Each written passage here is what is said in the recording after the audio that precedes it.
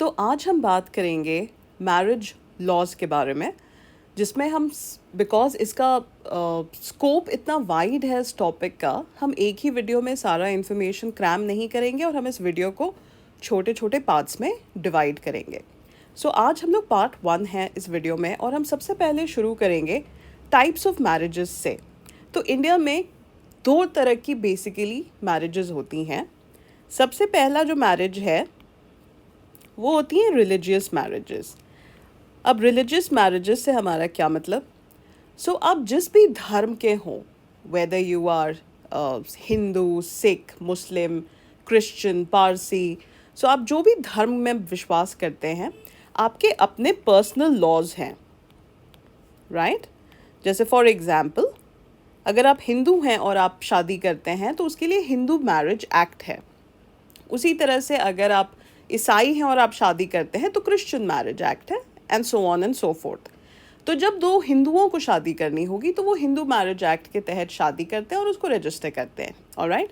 लेकिन एक दूसरी तरह की भी मैरिजेस होती हैं इंडिया में, which are known as civil marriages, या इनको सेक्युलर मैरिजेस या कोर्ट मैरिजेस भी कहा जाता है।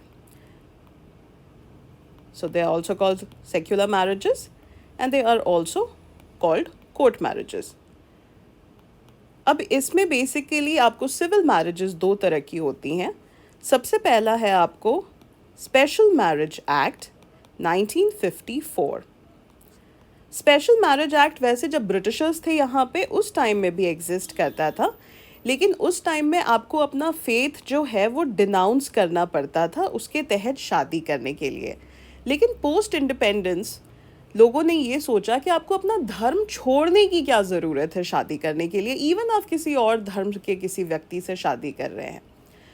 तो इसलिए आपको 1954 में स्पेशल मैरिज एक्ट ने सुपरसीड किया जो ब्रिटिश कानून था, जिसके तहत आपको अपना फेथ रिनाउंस करने की ज़रूरत नहीं है, आपको अपना धर्म छोड़ने की ज़रूरत नहीं है, और आप किसी दूसरे धर्म के इंसान के साथ शादी कर सकते हैं और उसको रजिस्टर कर सकते हैं। इट इज़ अ सिविल और अ सेक्युलर और अ कोर्ट मैरिज। एक और शादी का इसके अंदर एक लॉ है which is foreign marriage act. अब फॉरेन मैरिज एक्ट क्या है? ये लॉ वैसे आपको 1969 में पारित हुआ था। अब फॉरेन मैरिज एक्ट के तहत अगर कोई हिंदुस्तानी इंडिया के बाहर जाके शादी करता है, सो यहाँ पे हम बात कर रहे हैं लोकेशन की, तो अगर आप हिंदुस्तान के बाहर जाके शादी कर रहे हैं, या तो किसी इंडियन से कर रहे हैं या किसी विदेशी से कर रहे हैं, तो मान लीजिए आप एक इंडियन हैं और आप जाते हैं विदेश में, वहाँ किसी अमेरिकन, मैक्सिकन, हिस्पैनिक किसी से शादी करना चाहते हैं, तो वो फॉरेन मैरिज एक्ट के तहत आपको रजिस्टर करानी होगी। या अगर आप 2 इंडियंस हैं और आप जाते हैं और जाकर के ब्राज़ील में शादी करते हैं, तो वो भी आपको फॉरेन मैरिज एक्ट के तहत रजिस्टर कराना होगा। तो ये है बेसिकली आपको इंडिया में 2 टाइप्स की शादियाँ। एक होती हैं जो रिलीजियस शादियाँ हैं जो पर्सनल लॉ से गवर्न होती हैं, और दूसरी तरफ आपको सिविल शादियाँ हैं या कोर्ट मैरिजेस हैं जो आपको स्पेशल मैरिज एक्ट के तहत या फिर फॉरेन मैरिज एक्ट के तहत रजिस्टर होती हैं। तो ये थी बेसिकली आपको टाइप्स ऑफ मैरिजेस। अगले वीडियो में हम स्पेशल मैरिज एक्ट के बारे में बात करेंगे और उसके सब्सिक्वेंटली फॉरेन मैरिज एक्ट। उसके बाद हम लोग जाएंगे रिलीजियस टाइप्स की शादी, या जो डिफरेंट पर्सनल लॉज हैं जो गवर्न करती हैं शादियों को। सो आई होप कि आपको वीडियो पसंद आया होगा।